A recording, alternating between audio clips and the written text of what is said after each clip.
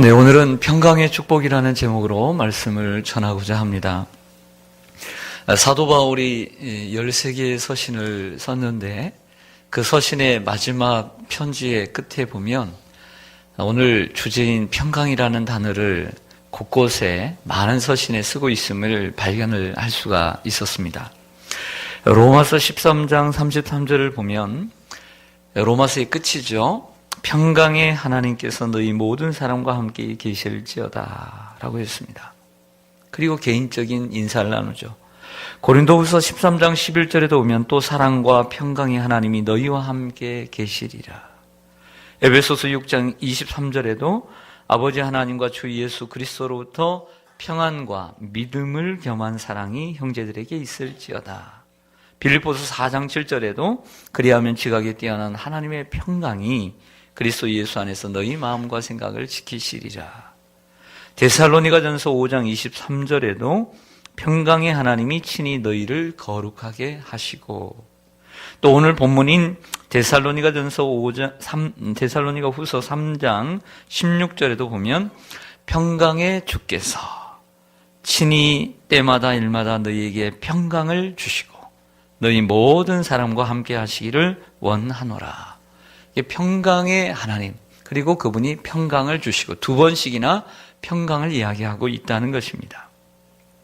자, 이러한 사실을 근거해서 깨달을 수 있는 것은 두 가지를 깨달을 수 있습니다. 첫째는 바울에게 있어서 평강이 얼마나 중요했는가라고 하는 것이죠. 또 바울이 평강을 얼마나 중요시 여기고 소중히 여겼는가를 알 수 있다는 사실입니다. 편지의 끝에 기록하고 있기 때문이죠. 그리고 오늘 이 사도 바울의 끝 마무리에 그가 하는 말을 통해서 알 수 있는 것은 우리의 평강을 주시는 분은 우리 주님이시다는 거죠. 그 평강의 원천은 바로 하나님이심을 말씀해주고 있다는 사실입니다. 예수님은 요한복음 14장 27절에서 이렇게 말씀합니다. 평안을 너희에게 끼치노니 곧 나의 평안을 너희에게 주노라. 평강을 끼친다고 말씀하시면서 나의 평강이라고 얘기하고 있다는 거죠. 여러분은 누구에게인가 얘기할 수 있습니까? 나의 평안을 당신에게 줍니다. 이렇게 당당하게 얘기할 수 있는 사람이 어디 있습니까? 그 마음에는 늘 불안과 염려가 가득한데 이러한 평안이 불완전한 평안을 당신에게 주겠습니다. 이러면 안 되잖아요.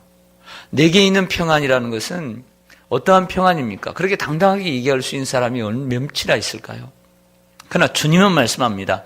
나의 평안을 너희에게 주노라. 주님의 평안, 완전한 평안이라는 것이죠. 이 평안은 세상이 주는 것과 같지 아니하니라. 너희는 마음에 근심도 말고 두려워하지도 말라고 얘기합니다. 이사야 선지자가 아기 예수님에 대한 예언을 하면서 이런 말씀하시잖아요. 이 땅에 오신 아기 예수님은 어떤 분이십니까? 평강의 왕이라 할 것입니다. 예수님은 이 땅에 평안을 주시러 오셨습니다. 죄로 인해서 하나님과 원수되고 등진 이 땅에, 죄로 가득한 이 땅에 참된 평안이 없고 고통 속에서, 즉 전쟁과 그리고 기근과 그 갈등의 아픔 속에 살아가는 이 땅에 평안을 주시려고 우리 예수님이 이 땅에 오신 줄로 믿습니다. 그러면 우리 주님께로부터 오는 참 평안을 어떻게 얻을 수 있을까요? 주님이 주신다라고 하는 이러한 평안을 우리가 어떻게 얻을 수 있느냐라고 하는 것이죠. 크게 두 가지로 말씀을 드릴게요. 첫째는 그 예수 그리스도를 신뢰하고 믿어야 합니다. 예수 그리스도를 믿음으로, 그 믿음 안에서 평안을 누릴 수 있다는 것이죠. 즉 하나님과 화목하게 됨으로 참 평안을 누리게 되는 것입니다. 하나님과 화목하지 못하고 원수가 되니까 우리는 참 평안을 누리며 살지 못했던 것이죠. 죄가 하나님과 우리 사이에 이간질을 시키고 그리고 하나님과 우리 사이를 멀어지게 함으로써 우리에게는 화목, 평안이 사라지게 된 것입니다. 그러나 예수 그리스도께서 오셔서 그 죄의 문제를 타개해 주시고 문제를 해결해 주시고 죄를 진멸해 주심으로 하나님과 우리 사이에 다리가 되어 주시고 화목이 되어 주심으로 우리에게 참 평안을 주신 줄로 믿습니다. 할렐루야. 여러분, 우리나라의 평화를 위해서 우리가 기도하지요. 여러분들 나라 민족을 위해서 이러한 평화를 위해서 기도하는 이유는 우리와 저 북한이라고 하는 나라가 등지고 있기 때문이에요. 원수지고 있기 때문에 그런 기도를 하는 거잖아요. 만약에 우리가 화목하다고 한다면 이런 기도가 필요가 없지요. 등지고 있기 때문에 기도를 하는 것입니다. 하나가 되면 평화가 오겠지요. 화목하면 평화가 오겠지요. 여러분, 사람들 간에도 마찬가지입니다. 사람들 간에 왜 평화가 사라지지요? 화목하지 않기 때문에 평화가 사라지는 것이죠. 화목하면 평화가 오겠지요. 그러나 사람들과의 갈등하고 그리고 의견이 충돌되고 그리고 나도 모르게 심한 말이 나오니까 마음의 상처를 주고받게 되니까 그 안에 화목하지 못하니까 평화가 깨졌잖아요. 화목하면 평화가 오고 화목하지 못하면 거기에는 평화가 깨지는 것입니다. 우리가 예수 그리스도를 믿을 때 평화가 오는 것이죠. 제자들에게 자주 이렇게 얘기합니다. 불안해하는 제자들, 병을 고치지 못하고 그리고 그들이 어부 출신임에도 불구하고 갈릴리 바다에서 불안해할 때, 그 풍랑이는 바다 속에서 불안해할 때 예수님이 늘 하시는 말씀이 무엇입니까? 믿음이 없는 자들아, 이렇게 얘기합니다. 참된 평화는 어디서부터 오느냐? 우리가 주님을 신뢰할 때 오는 줄로 믿습니다. 다음으로 우리가 주님을 믿고 있지만 연약한 인간이기에 평화를 빼앗길 때가 있습니다. 그런 평화를 빼앗길 때 다시 그 평화를 가져오는 것, 그 평화를 탈환해야 되는데 어떻게 가져올 수 있습니까? 기도함으로 가져올 수 있습니다. 빌립보서 4장 6절 이하에 보면 아무것도 염려하지 말고 다만 모든 일에 기도와 간구로 너희 구할 것을 감사함으로 하나님께 아뢰라. 그리하면 지각에 뛰어난 하나님의 평강이 너희의 마음과 생각을 지키시리라. 여러분, 우리가 평화를 잃어버릴 때가 있어요. 그때 평화를 가져오는 통로는 기도입니다. 그 기도로 내 염려와 내 걱정을 주님께 맡기는 거예요. 그리고 그 주님께서 나에게 그 문제를 해결해 주실 것을 믿음으로 말미암아 하나님이 주시는 평강을 누리게 되는 줄로 믿습니다. 살다 보면 우리의 마음에 평안을 깨는 일들이 생겨납니다. 여러분들의 마음의 평안을 무엇이 깹니까? 누가 깹니까? 첫째는 인간관계가 깹니다. 또한 두 번째는 물질의 문제가 여러분들의 평안하던 마음에 돌을 던집니다.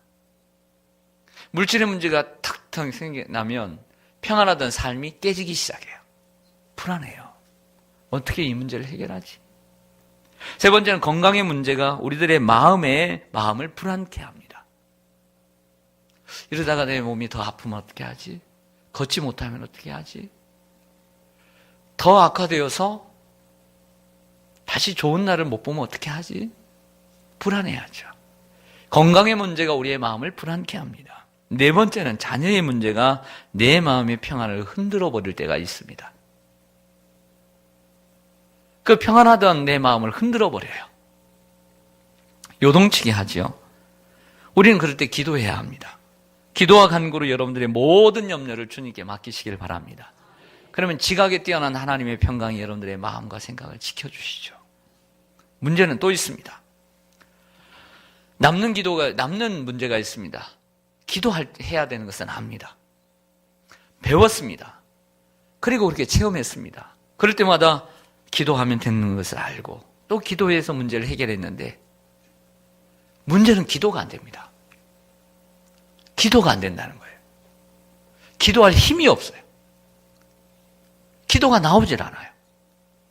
이러한 문제는 제가 수없이 우리 성도님들에게 듣는 이야기입니다. 목사님, 기도해야 되는지는 아는데 기도가 안 돼요. 여러분들 그런 경험을 혹시 해보시지는 않으셨습니까? 이해는 합니다. 어떤 상황에서 기도가 안 되냐면 너무 힘드니까 기도가 안 되는 거예요. 또 여태까지 기도를 많이 했음에도 불구하고 문제가 좀 회복될 기미가 보여야 되는데 그런 기미는 보이지 않고 완전히 이제 절망의 상황 가운데 다가오니까 의욕이 생기질 않은 거예요. 기도하고 싶은 마음이 생겨나질 않아요.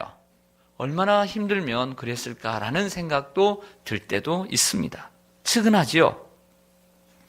자, 그럴 때는 적어도 이 방법을 사용하시기를 바랍니다. 첫째는 기도를 부탁하세요. 여러분들 믿을 만한 사람에게, 그리고 진실로 여러분들의 마음을 내놓을 수 있는 사람에게 기도를 부탁하세요. 기도가 안 될 때는. 참으로 내 마음, 내 형편을 아는 사람을 그러니까 평상시에 만들어 놓는 것이 필요해요. 내가 스스로 나 좌절이 쉽고 나는 정말 절망하기 쉬운 사람이다. 또 어려움을 겪으면 나는 참 힘든 사람이다. 스스로 어떤 자가 회복이 되지 않는다라고 생각되는 분들은 이처럼 기도의 사람들을 만들어 놓는 게 필요해요. 기도를 부탁하세요. 그리고 또 하나의 방법은 주의 종들에게 부탁하세요. 네. 그럴 때 목사를 부르세요. 정말 힘들 때. 어제도 그런 분을 찾아가 기도해 드렸어요. 기도가 안 된대요. 몸도 마음도 여러 가지 삶도 그리고 열심히 살아왔는데 너무 지쳐 있는 거예요. 그냥 부족한 사람이지만 가서 기도하고 머리에 손을 얹고 기도할 때 얘기를 나누고 기도해 주니까 저는 적어도 그분에게 제가 힘이 되었다라고 저는 생각이 들어요. 이런 방법들을 이용하세요. 힘을 내세요. 할렐루야. 둘째로 오늘 본문의 말씀이 우리들에게 가르쳐 주는 것은 언제나 모든 상황을 이해한 하나님의 평강이라는 것이죠. 여러분, 우리는 1972년 7.4 공동 성명을 우리는 알고 있습니다. 박정희 대통령 시절에 만들었던 남북 공동 성명입니다. 2000년 6월 15일 6.15 남북 공동 성명을 우리는 기억합니다. 김대중 정부 시절에 만들었던 남북 공동 성명입니다. 남북의 지도자들이 함께 만나 체결한 것입니다. 한마디로 남북의 평화를 유지해 가자는 것입니다. 자, 어떻게 되었습니까? 잘 지켜졌습니까? 그리고 얼마나 갔습니까? 어떤 성명은 1년도 가지 않았습니다. 1938년 9월 30일 영국의 수상 챔버레인은 독일의 아돌프 히틀러와 조약을 서명하고 돌아와서 그 영국에서 처음 인터뷰에서 이렇게 말했습니다. 나는 이것이 우리 시대의 진정한 평화라고 믿습니다. 그렇게 말했던 챔버레인의 그 믿음이 얼마나 갔습니까? 히틀러는 가만히 있었습니까? 제2차 세계대전의 주범이 되었습니다. 사랑하는 성도 여러분, 세상이 주는 평화는 이런 것입니다. 우리 예수님께서 주신 평화는 어느 한때, 어느 한 시대만이 아니라 언제나 그리고 모든 상황을 이해한 평화입니다. 물질은 우리에게 금세 입꼬리가 올라가게 만들어 줄 수 있습니다. 건강한 몸도 그리고 좋은 일도 순간 우리들에게 평화를 가져다 주기는 하지만 영원하지 않습니다. 하지만 예수님이 주시는 평화는 언제나 그리고 모든 상황 가운데서 시간과 공간을 초월해서 오늘 말씀에 보면 평강의 주께서 일마다 때마다 할렐루야. 따라서 하겠습니다. 일마다 때마다 할렐루야. 때마다라는 것은 어느 한 시간만이 얘기 아니라 시대만이 얘기 아니라 언제나. 일이라는 것은 어떤 특정한 일에만이 아니라 모든 상황 속에서도 주님 우리에게 평안 주시기를 원하십니다. 이스라엘이 홍해 앞에 섰을 때 이러지도 못하고 저러지도 못할 때 진퇴양난의 상황 가운데서도 하나님 모세의 마음에 평안을 주셨습니다. 다윗이 사울을 피해 수년 동안 이곳저곳 도망을 다닐 때에도 주님은 다윗을 쉴만한 물가로 인도하시고 사망의 음침한 골짜기 속에서도 함께 하심으로 주의 지팡이와 막대기가 그를 안위해 주셨습니다. 다니엘의 세 친구는 믿음의 핍박을 받아 불에 던져지는 상황 가운데서도 평온했습니다.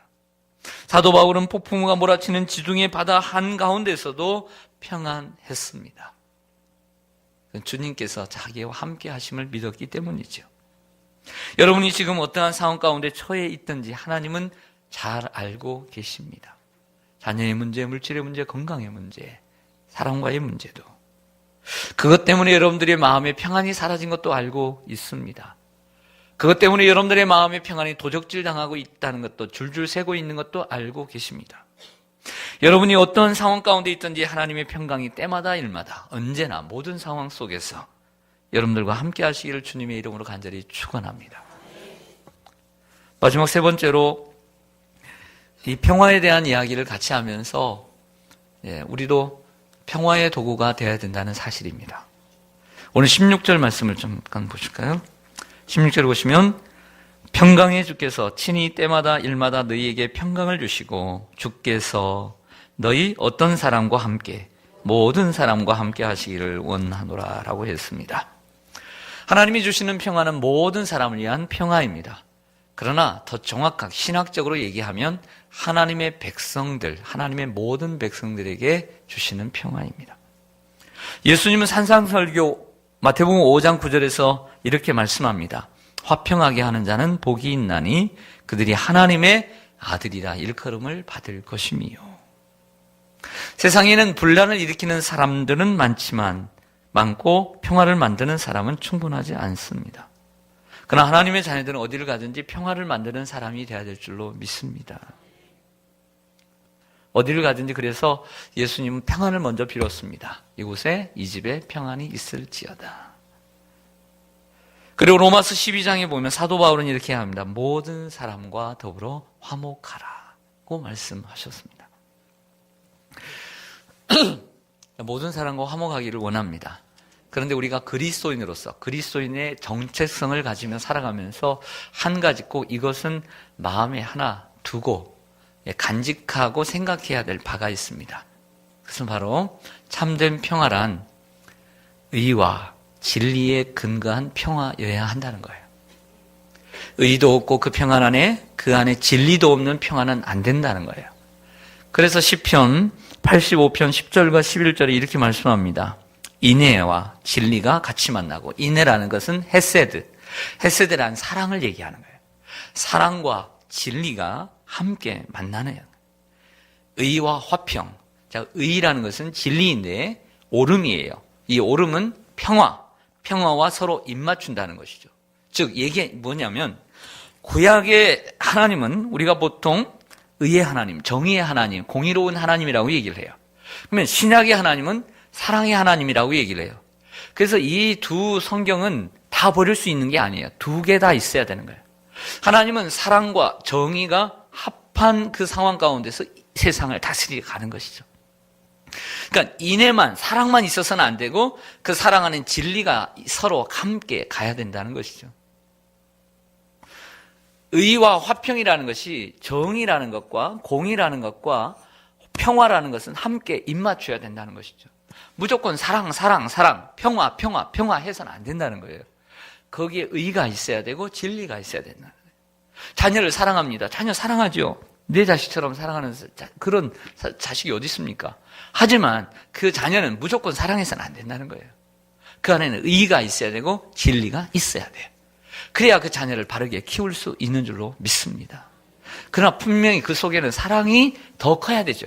사랑이 더 커야 되지만 의가 쏙 빠지고 진리가 빠져서는 안 된다는 거죠. 우리가 모든 사람과 좋으면 좋은 거, 무조건 좋은 거, 좋은 게 좋은 거야. 이렇게 가서는 안 된다는 거예요. 진정한 평화는 의가 함께하고 진리에 근거한 평화가 돼야 된다는 사실입니다. 우리가 그것을 잊지 말아야 합니다. 어떠한 대가를 치르더라도 참된 평화를 이루어야 합니다. 우리가 남한과 북한이 평화를 어떤 대통령이 지도자가 서로 만나가지고 어떤 합의를 이룬다라고 했을 때 무조건적인 평화를 원한다면 되겠습니까? 안 되죠. 그 평화의 조약을 잘 얘기를 해야 되겠죠. 어떤 글을 쓰고 있는지 대단히 중요한 것입니다. 그래서 여러분들이 누구와 합의를 하고 협의서를 쓸 때 그 글귀 하나하나가 중요한 이유가 거기에 있는 것이죠. 목적은 평화입니다. 하지만 무엇을 근거로 한 평화인가에 대한 이야기를 우리는 깊이 생각해야 합니다. 말씀을 마치겠습니다.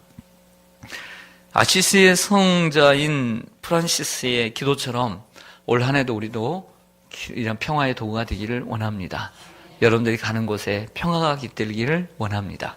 평안이 깃들기를 원합니다. 여러분들이 살아가는 그 소중한 여러분들의 가정에 평안이 넘치는 한 해가 되기를 원하고요. 여러분들 일터에도 평화가 깃들기를 원하고요. 여러분들의 구역과 기관, 몸된 교회에도 평화가 깃들기를 원합니다. 그리고 이 나라에도 평화로운 나라가 되기를 원하고 이 땅에도 주님의 평화가 가득하기를 간절히 소망합니다. 기도하겠습니다.